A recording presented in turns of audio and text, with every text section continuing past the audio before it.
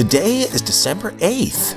Welcome to Big Book Daily. My name is Rob. I am an alcoholic. It is a thrill, honor, and joy to be here with you today as we journey through the Big Book of Alcoholics Anonymous and the 12 Steps and 12 Traditions.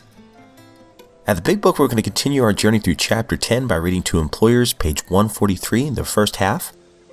We'll begin Tradition number 8 by reading page 166, and we'll read the 24 hours a day and daily reflection. So with that, hope you all are doing well this morning, my friends. We've been given a brand new set of 24 hours. It's a clean slate today. No matter what happened yesterday, we have an opportunity to be better today, to do the next right thing. And that is always an exciting thing. So with that, let's get to the good stuff.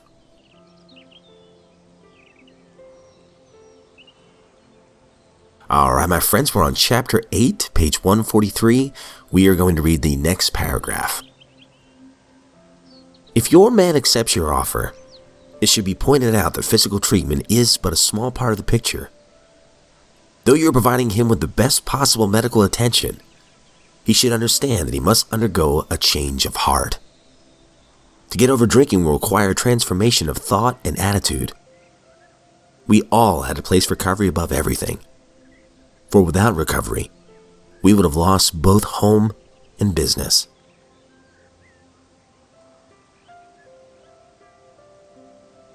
Out of the 12 and 12 are on Tradition 8.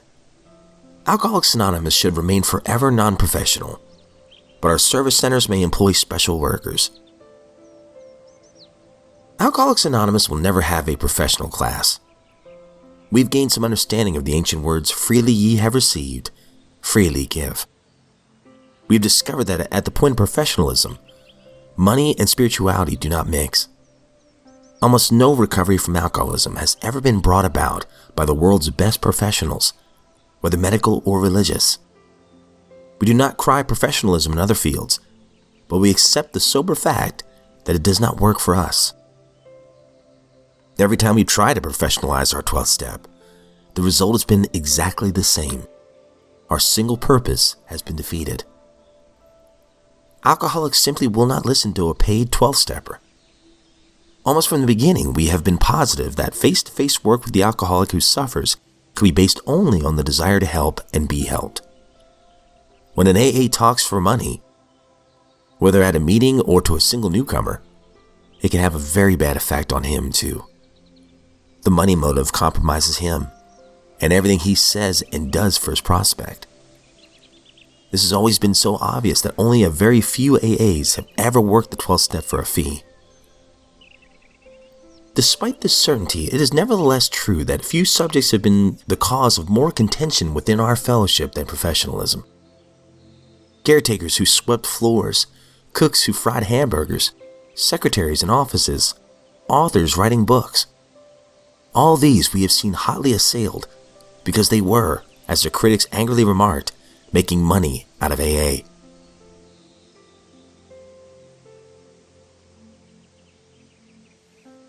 "24 hours a day, December 8th. AA thought for the day. The length of time of our sobriety is not as important as its quality. A person who has been in AA for a number of years may not be in as good mental condition as a person who's only been in for a few months. It is a great satisfaction to have been an AA member for a long time, and we often mention it. It may sometimes help the newer members because they may say to themselves, if they can do it, I can do it. And yet, the older members must realize that as long as they live, they're only one drink away from a drunk. What is the quality of my sobriety? Meditation for the day. And greater works than this shall ye do. We can do greater works when we have more experience with a new way of life. We can have all the power that we need from the unseen God.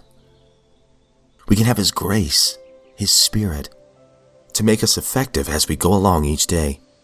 Opportunities for a better world are all around us.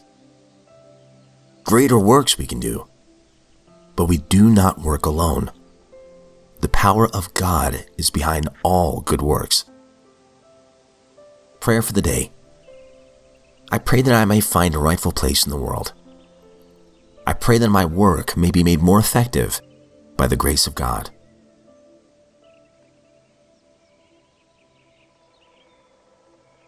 Daily Reflection, December 8th. Service. Life will take on a new meaning. To watch people recover, to see them help others, to watch loneliness vanish, to see a fellowship grow up about you, to have a host of friends. This is an experience you must not miss. Frequent contact with newcomers and with each other is the bright spot of our lives. Alcoholics Anonymous, page 89. It is through service that the greatest rewards are to be found. But to be in a position of offering true, useful, and effective service to others, I must first work on myself. This means that I have to abandon myself to God, admitting my faults and clearing away the wreckage of my past. Work on myself has taught me how to find the necessary peace and serenity to successfully merge inspiration and experience. I have learned how to be, in the truest sense, an open channel of sobriety.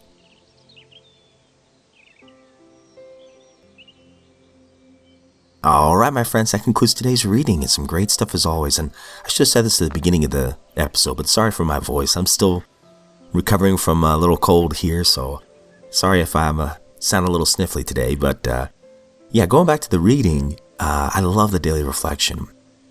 To be in a position of offering true, useful service and effective service to others, I must first work on myself.